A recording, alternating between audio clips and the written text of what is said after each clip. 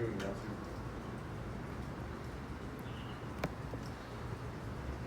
Okay. So, since I'm not going to be here for period 6, I'm pretty much recording this whole thing. We'll see how that goes. But just to let you know, that's why I have this in my ear right now. But I will be uploading this for you guys to also see as well. So if this does go well, then maybe I'll just keep doing this and then it'll continue to be a trend. Yep. How come period 6? Huh? How come you're absent? We got a swim meet. We have a big swim meet today, so it's a 2-day swim meet. Okay, so this was your warm-up. All you needed to do was look at this graph, and then you're going to interpret what each of these definite integrals are. You got to remember that a definite integral is just finding the area underneath the curve, or it's actually between the curve of the x-axis and that curve from the intervals that are provided to you from A to B. So let's take a look at some of these examples here. All right, so for the first one, we have this interval from 2 to -4 of f of x. Well, in this case, we're going from 2 to -4, so we're kind of going backwards. So really what we want to do is we want to say this is actually equivalent,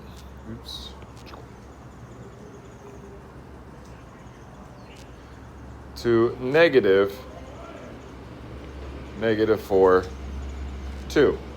I am not liking how thick that is.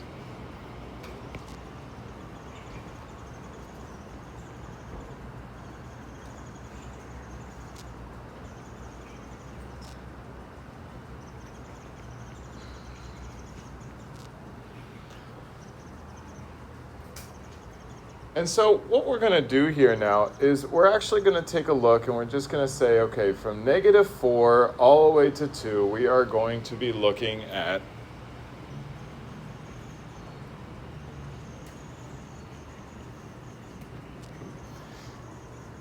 all of this under the curve. And because all of this is just kind of like composite shapes from geometry, if you remember what composite shapes are, you can really just either take this first part as a trapezoid, take the second part as a quarter of a circle, and then you have a little rectangle on the bottom. And so you can just find the area of all of those pieces and just add them together. So in this case, this piece right here, we would end up saying is 1 plus 5 divided by 2 times the height. And so this would equal 6 times 2 is 12. Oops. This part right here, if I was just to focus in on this quarter of a circle, we have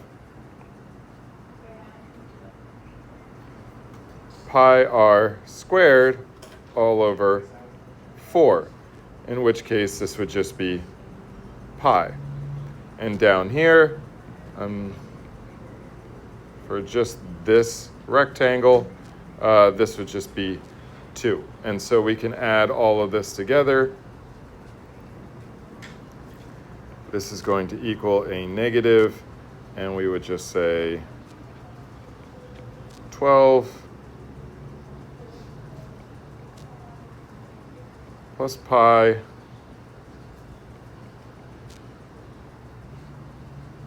plus 2. And so in this case, we would get a negative 14 plus pi. And you can just plug that in your calculator as is. Now, it has to be negative because we are essentially saying that we're going backwards with our lower bound being 2 to -4. Even though we're talking about area, that area is not necessarily, like that's in context of the shape that we are seeing.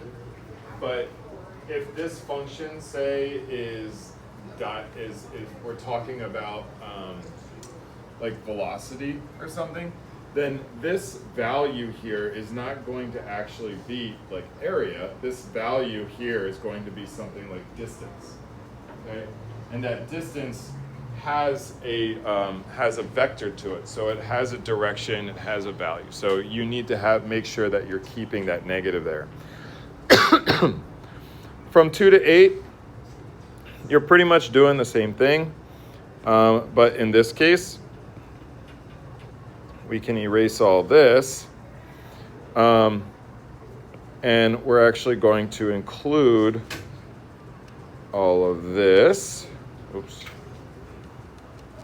Okay, we're going to include all of this, but then we have this issue. We have this part, and then we have this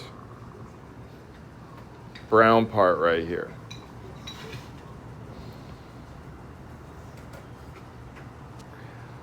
And so what happens now is all the stuff that is above the x-axis is positive. All right, so you're just going to find the area of each of those pieces. But this little brown area here is actually, because it's below the x-axis, that's actually going to be negative. Okay? So if we actually take a look at this, we can use some logical reasoning here, and we'll see that this and this are essentially the same area, except one is opposite. So when we add them together, they're going to cancel out. So in that case, we're going to only have this portion here, which would be 1 plus 3 times 2 all over 2. So that's just going to give us a 4. So this is going to equal 4 plus, and instead of dividing it by 4, we divide it by 2, and so that's going to give us a 2 pi. 2 pi. And then we're going to add that to that bottom rectangle, the purple, and that's 4 by 1, so that's just going to be 4. And so in that case, this is just going to be 8 plus 2 pi. And you can plug that in your calculator.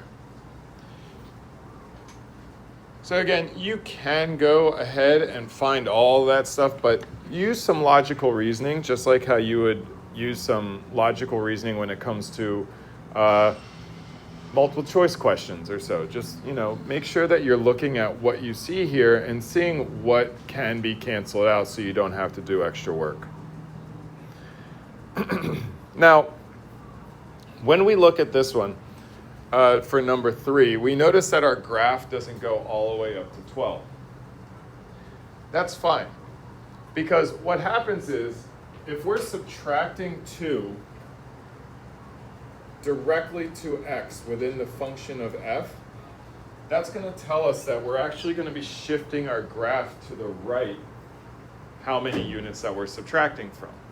If you remember if you had Miss Oka or Miss Lane, in one of your honors algebra 2 classes, you were dealing with the transformation of functions. And so if you subtract directly to x, you're moving to the right. If you are adding directly to x, you're moving to the left. And then if you're subtracting to the function, you're moving down. If you're adding to the function, you're moving up. Okay? So in this case, if we are shifting our function to the right, well, no matter where we shift our function, it's going to stay the same as long as we continue moving it on a horizontal plane. So in this case, we can actually rewrite this as 4 to 10 of f of x dx. And therefore now what we can see is we actually have the limits, the boundaries within our image here. And so if we were to look at our image here, we would actually not be dealing with any of this, and we would only be dealing with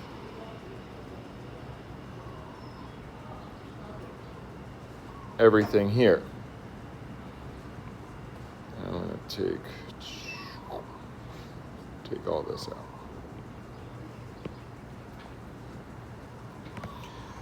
And so again, when we take a look at this, you can again use some logical reasoning, and we can say we don't need this and we don't need this piece, but we can just focus our attention on this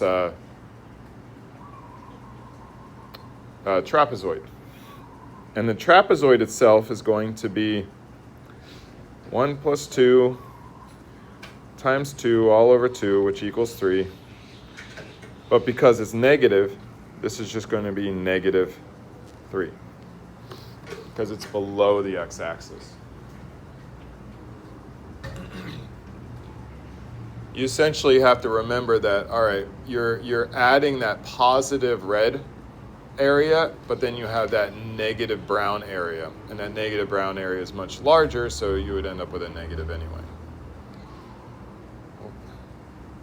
Okay.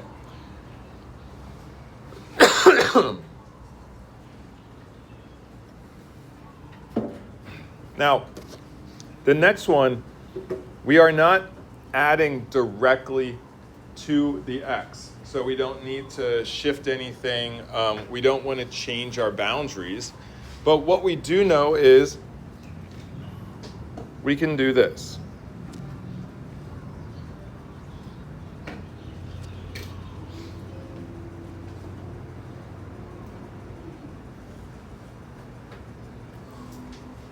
We can split it up such that we have two definite integrals. And so in that case now, this makes it a little easier for us to identify, where we can actually just find the definite integral of 2x from 0 to 6. And we can look at, for the first function, we can look at everything up to 6. So we can look at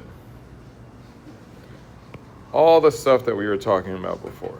All this and this. And so if we do that, we're going to see again, this is, we already said this is pi over 2. No, we said this is 2 pi. Sorry. We said that this is 4. And we didn't really say anything about this, but this is just going to be 1. And so we get 1 plus 4 plus 2 pi. So this first part here is 1 plus 4 plus 2 pi. And then over here, we have 12 minus 0. And we're adding these two together. And so in that case, we're going to get 12 plus 5, so that's going to be 17. And so we add 17 plus 2 pi. And you can type that in your calculator and get a decimal if you like. Are there any questions to this? It's really just understanding what how to use the fundamental theorem of calculus part 2, but also being able to understand functions, transformations of functions, and what that does to the upper and lower bound. And also just, what a definite integral actually stands for in the context of a graph or problem. Okay.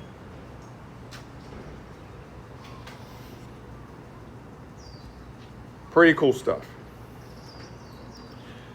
So Today we're going to be talking about applying properties of the definite integral. We have a few objectives here. Use properties of the definite integral. Work with the mean value theorem for integrals. Find the average value of a function and interpret integrals involving motion on a line. This last one is a good one. But again, when we get to chapter 8, this is actually like the first chapter is like just integrals involving an object on a line. So we're gonna like kind of brush up on that, but you'll definitely have more practice when we get closer and closer to chapter 8.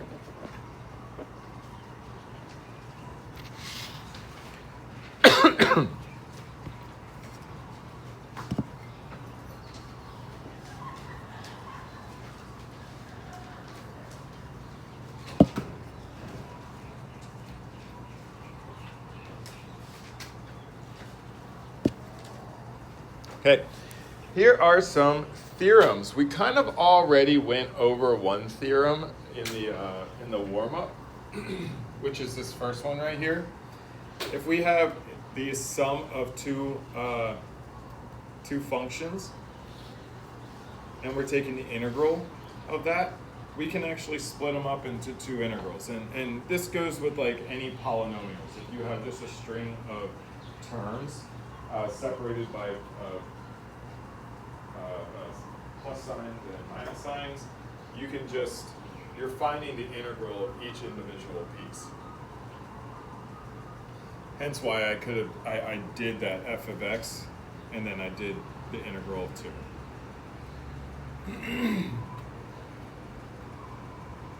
And just like how we have derivatives, if you have like a constant out there, you can also like just pull a constant out. Same thing like what we did with limits and so, and just focus your attention on that particular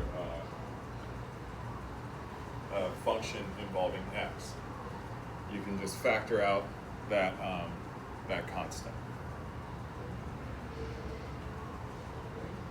And then this one is a very important one. If you have a closed interval from A to B, you can actually you can split that interval into as many different parts as possible and create and just add each of those as separate separate integrals. And this C actually doesn't have to be within the bounds of A and B. So you can say something like, let's say like A to B is like 1 to 3. You can say the integral from 1 to 5 plus the integral of 5 to 3. That's perfectly fine. The reason why is because when you do that 5 to 3, you're actually going to have to switch it around. It's going to end up being a negative, and you're going to be taking the displacement of that anyway.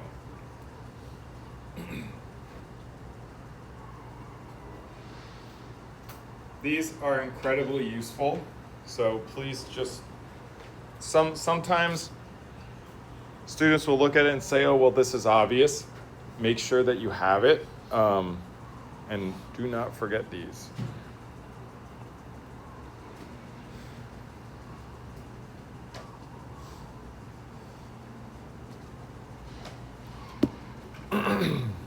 Okay, here are 3 examples that we have involving some of these ideas.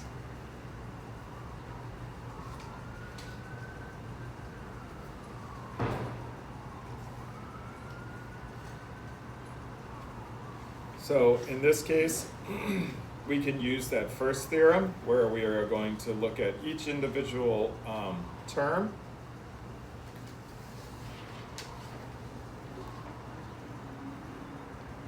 And eventually, again, like, you're not going to have to write all this stuff out.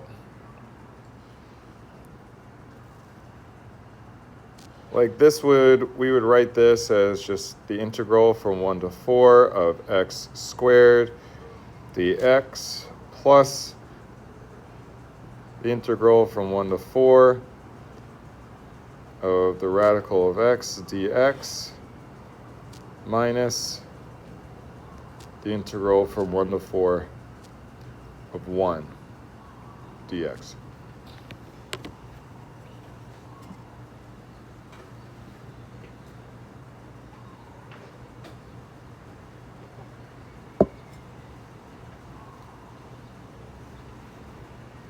Just to show what that theorem looks like, when you have a polynomial or an equation or a function that looks like this, eventually you won't need to do this. You'll just understand that, oh, I can just take the integral of each individual one and do the FTC part 2 of the whole thing anyway. Okay, because now what's going to happen is you're going to have to take the integral of each individual one, you're going to have to do the FTC part 2 of each individual one, and that's going to be a lot of work. Okay, but again, you just have to understand that this is what's happening behind like the closed curtains.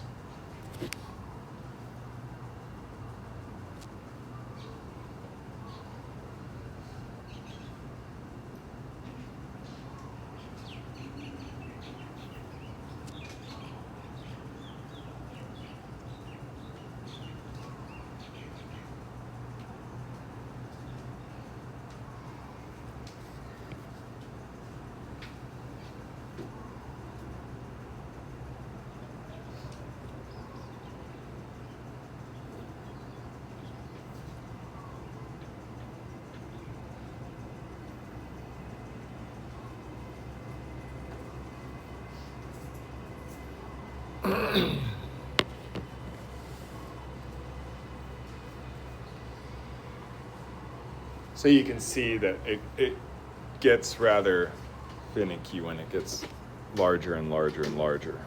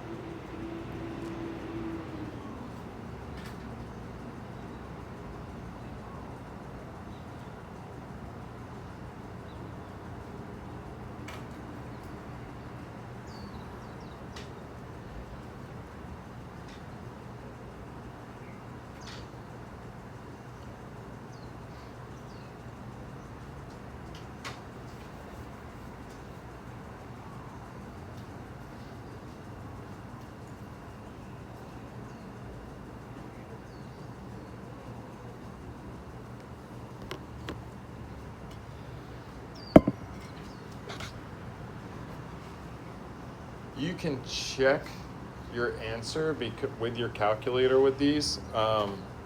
If you go into like the math button and you go over and you choose option 9, this is for the TI-84 pluses. There is a drop-down menu on these Inspires. Let's see. I found it before. Yeah, if you click the menu button and you go down to calculus, it is number 2, numerical integrals. But if you click that, number 9, especially if you have these color editions, it kind of spouts out like the layout for this, and all you got to do is enter in the values with square plus radical x minus 1. And so our value, it tells us, is going to be 22 and 2/3. maybe we can change that into a fraction, which is going to be 68, 68 over 3. Which I'm guessing is about right, yeah. This would be 4 2/3. Add that to that, so that would be 22 2/3, which would be the correct answer. Okay. Now, with B, we can see that we can just factor out a 5, and then we have this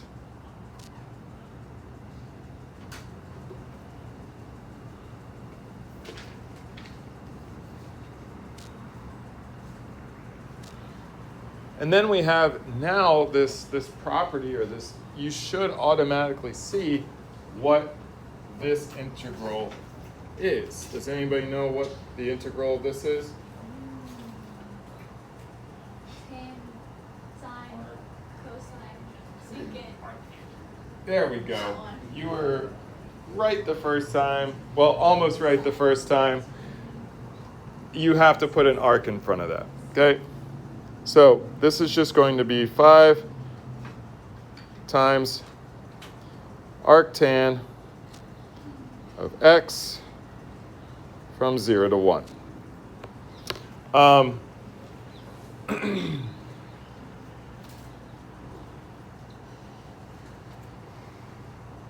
Remember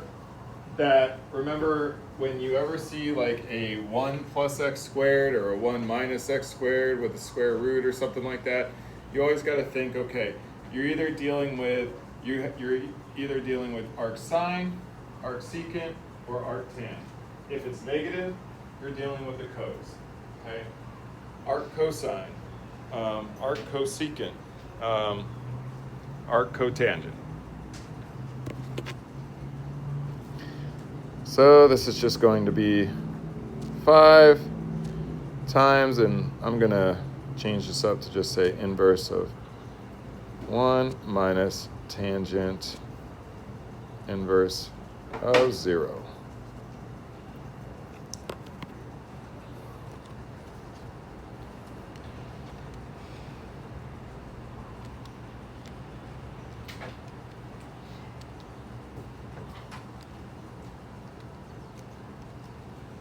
And so we should end up with about 3.927.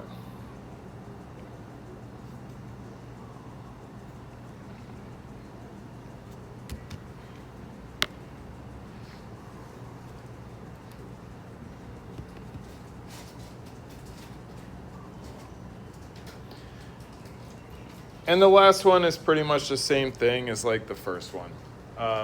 You would just take the integral of each individual part, and by doing this at this point now, you should be able to just say, okay, well, oops, what happened here?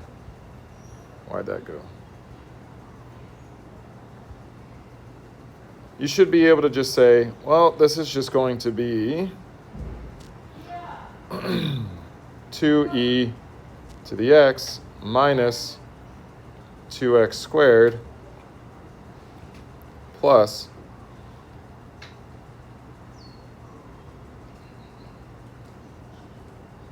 1/3 x to the 3/2 from 1 to 4.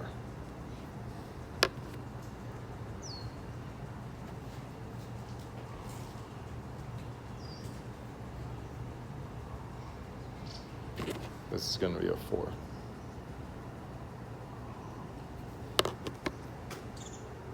Yep. And then from there, all you have to do now is you just plug 4 into x, figure that out, and then subtract whatever it is for 1. And you have that. So you don't have to do what we did in part A if you understand how that first theorem works. Okay?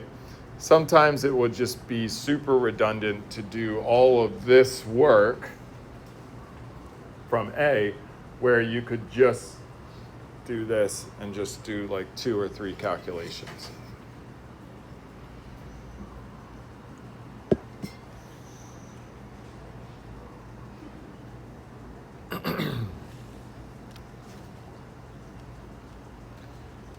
this in part if we just check our answers.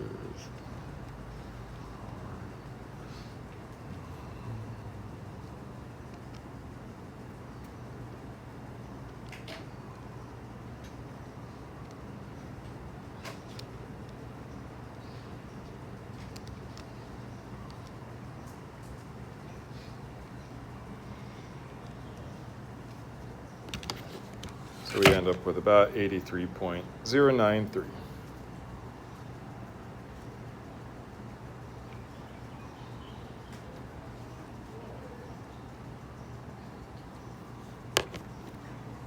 Okay.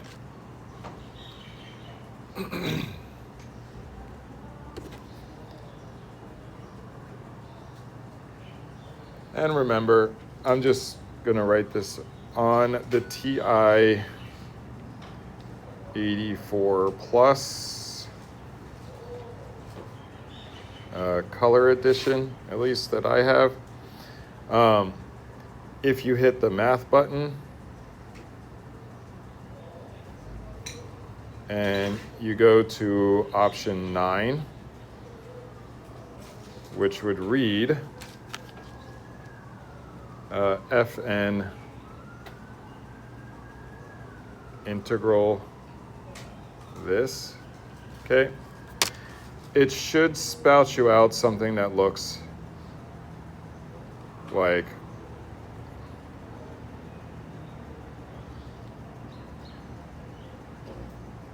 something like that. In which case, all you have to do then is just plug in all these pieces. It's a little easier, I think, on the Inspire to find them because all you have to do is hit the menu button.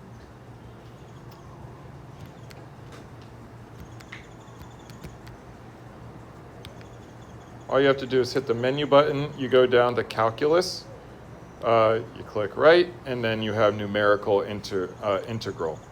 And you go down and you just click on that, boom. And it'll be the same thing that's here. Okay, so it's a little more, for me, I think it's a little easier because it's labeled calculus and that's what we're doing. So it's easy. Okay.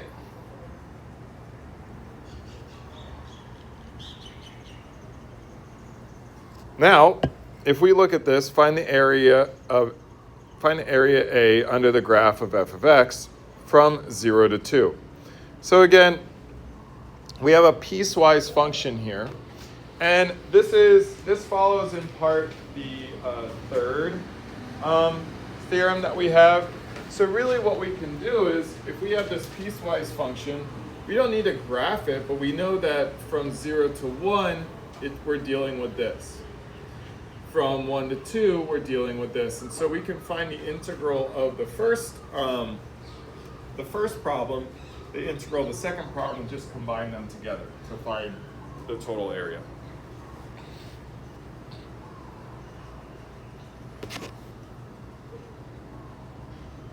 So let's try doing that.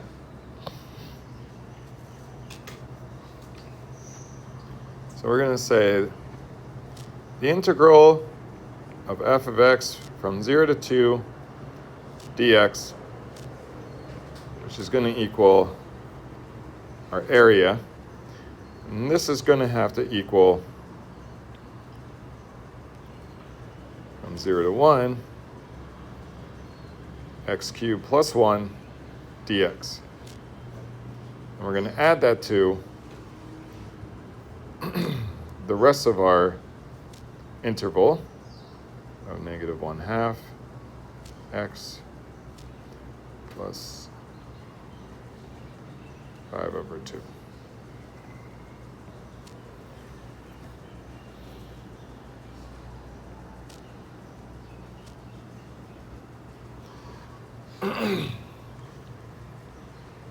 So we're actually applying a lot of the other theorems in this one particular example, because this looks sometimes kind of daunting. However, it's only looking daunting because we're dividing by 2 on each of these. We can actually factor out a 1/2, a negative 1/2, in fact. And so we can rewrite this, which I would always recommend. 0, 1, x cubed plus 1 dx minus 1/2 multiplied by the integral from 1 to 2 of x minus 5. And now you can see that integral is going to be a lot easier to compute than the integral like with a bunch of fractions in it. Okay? Always try and make your life a little easier by factoring out any constants that you might see or coefficients that you might see. So now we can do these. This is going to be 1/4 x to the 4th power plus x, 0 to 1.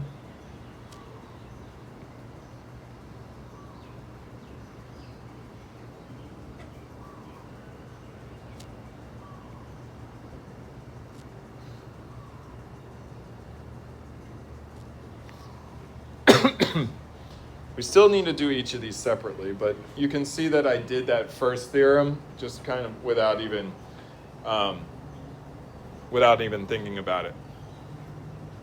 So each of those terms just gets their integral done. This is going to be a, let's see, 1/4 plus 1. So we're going to get a 5/4 minus 0. Minus 1/2 times 4, which is going to be 2, 2 minus 5, 2 minus 10, which is going to be a negative 8, minus 1/2 minus 5, it's going to be 9/2.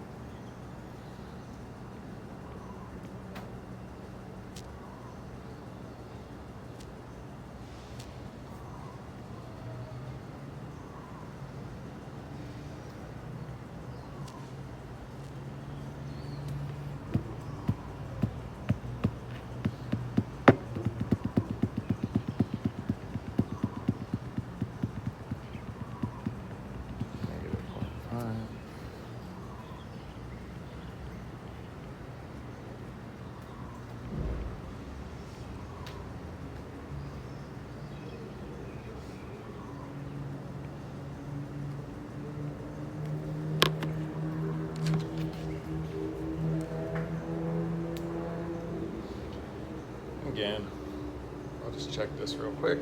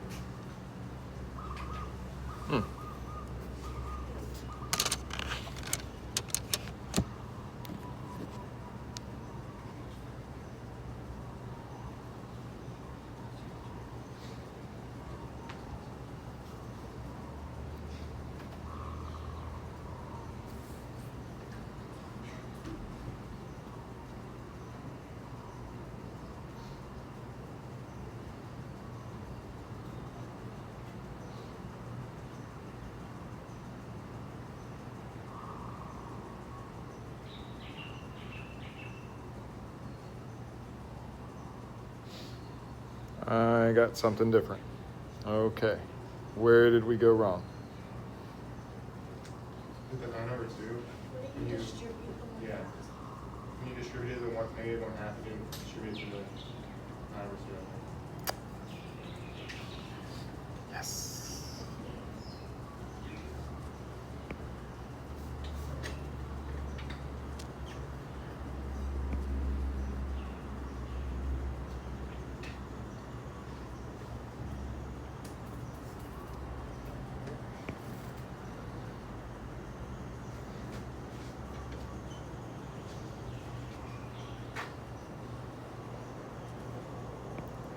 Ah, and that's why I have you guys. That makes sense. All right. Yep. Woo. Doing this by hand. Know how to be able to check your work with a calculator. All right. Because, I mean, I would have figured it out if I looked over it eventually. But yes, thank you. Thank you. Excellent job. Okay. Any questions on this stuff?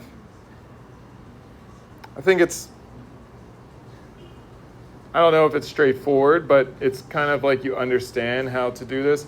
The more practice you get with integrals, if you're still having trouble with just the idea of an integral, please let me know. I can get you some extra practice assignments. I know that's what you really want. It's like probably just more work on top of everything, but it would help. Okay. Now, bounds on an integral. This is something that you will need to know. They're going to ask on an AP exam, what is your upper bound, what is your lower bound of an integral? And when I say upper bound and lower bound, we're talking about the maximum area, the minimum area, and that's where your area in between is going to look. So I drew these diagrams. This is the theorem at which they say, okay, so if you are given this definite integral here, the area underneath or in between this curve and the x-axis is somewhere in between this minimum area,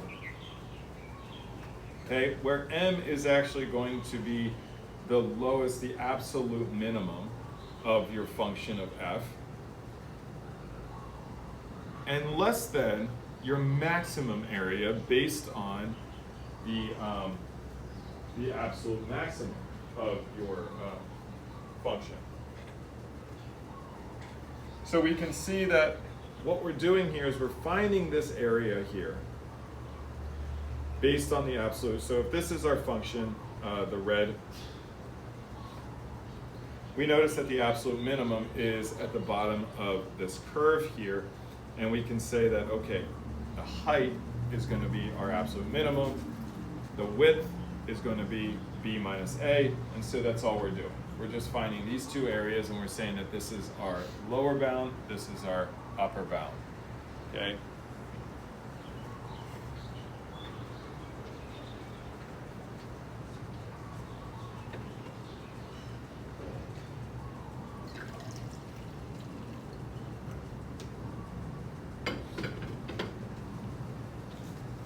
Just remember what a bound is.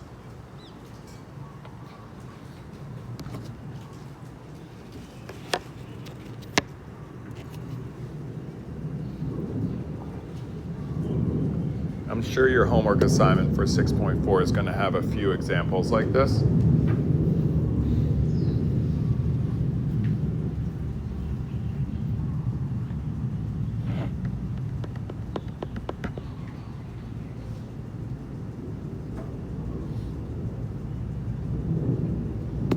So I know that it's really tiny. Here is the equation that we're going to be working with. So if you want to write that down, I don't know why it ended up so tiny, but we have this.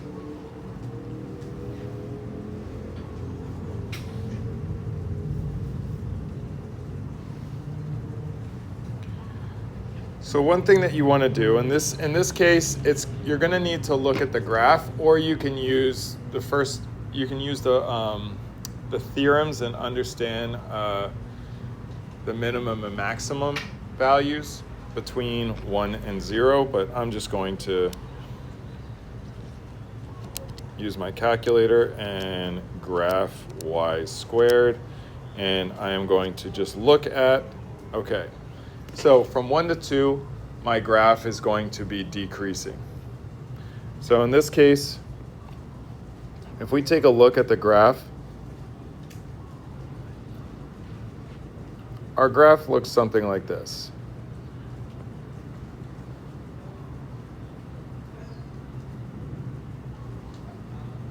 Okay, in which case, if we have like 1 and 2, all right, we notice that our absolute max is going to be at 1. Our absolute min is going to be at 2. So there's no relative minimums or relative maximums or anything like that. So we're only focusing on 1 to 2. So in this case, let's look at A. We can say that our relative minimum is going to be at f of 2, which is going to be 1/4. We can see that our relative maximum, or our absolute maximum, sorry, I don't know why I keep saying that, is going to be at f of 1, which is just going to be 1.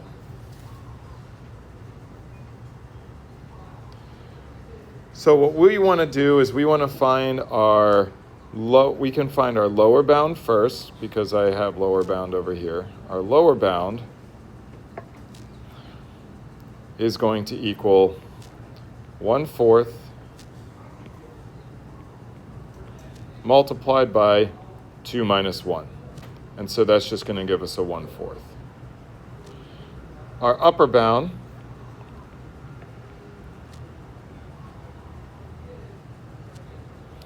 is going to be equal to 1 multiplied by 2 minus 1, and that's just going to give us a 1. And so that's going to tell us that, well, our actual area in between the curve is going to be somewhere in between 1/4 and 1. Okay? Just giving us an idea of where our curve is going to be.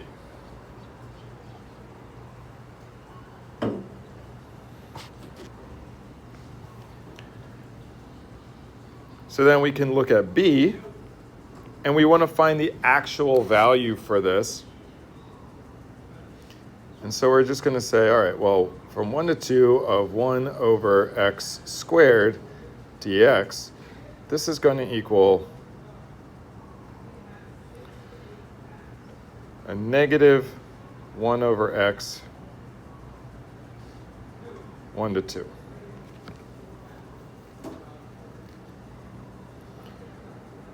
Which is going to equal a negative 1 over 2 plus a 1 over 1, and that's just going to give us a 1/2. And so we can check, is 1/2 in between negative 4 and 1? And yes, it is. In fact, it's just a quarter above our lower bound. But it does follow the theorem that we have our upper bound and lower bound. And that's because our lower bound is just this little tiny rectangle from the absolute min, and then our upper bound is the upper bound, so that it obviously means that it's somewhere in between that.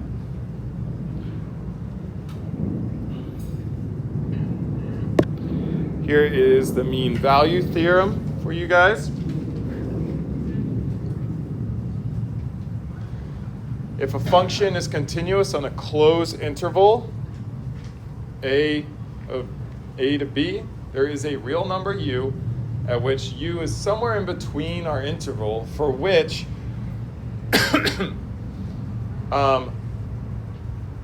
we have this. So we need to find our antiderivative of f and replace it with a u. Multiply that by our b minus a, and then we can solve. This is, you'll get like maybe one question on your AP exam about this. It's not going to be, you're just solving for you, and you might not even get a question like this. It's very rare. I think in the past like 10 years, they said that this kind of something using the mean value theorem. You'll have to use the mean value theorem in a different context later on, but we'll discuss what that context is when we get to it.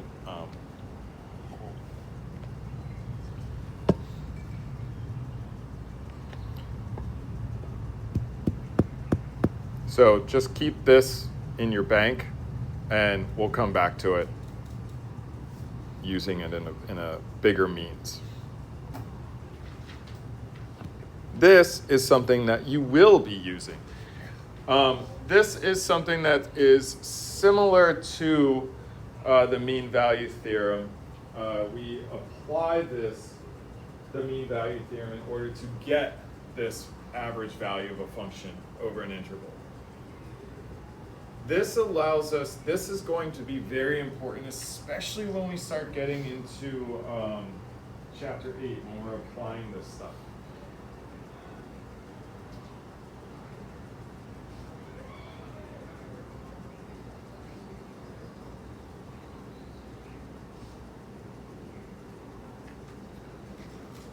Realize that you are not taking, when we're talking about the average value of a function over an interval, so when we're talking about this, you are not taking the value of the lower bound, adding it to the value of the upper bound and dividing by 2. You're not taking the mean of the lower and upper bounds, okay? This is essentially what you're doing is you're taking the infinite amount of values that you get from A to B, and then you're dividing by that many. Okay, so the accumulation of all the values, it makes it a lot easier when you understand it when we're talking about velocity and stuff.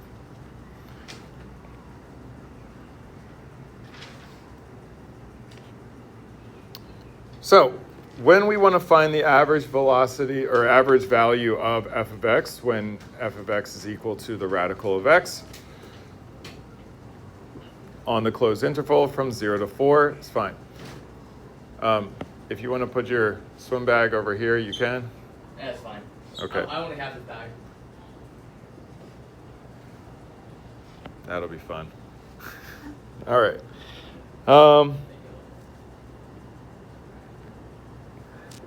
0 to 4, radical of x, dx,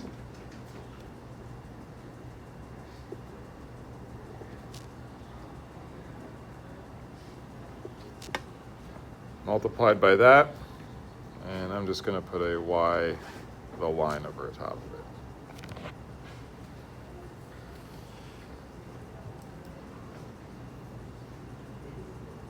And so now you can just go ahead and come up with that answer. This is going to be 1/4 multiplied by 2/3 x to the 3/2 from 0 to 4. That's going to be 8, 2,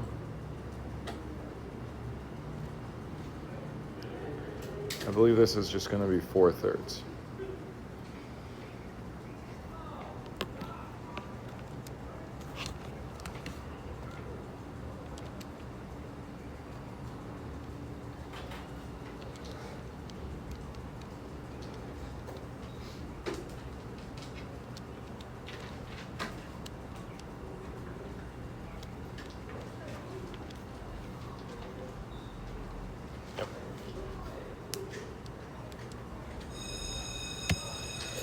All right.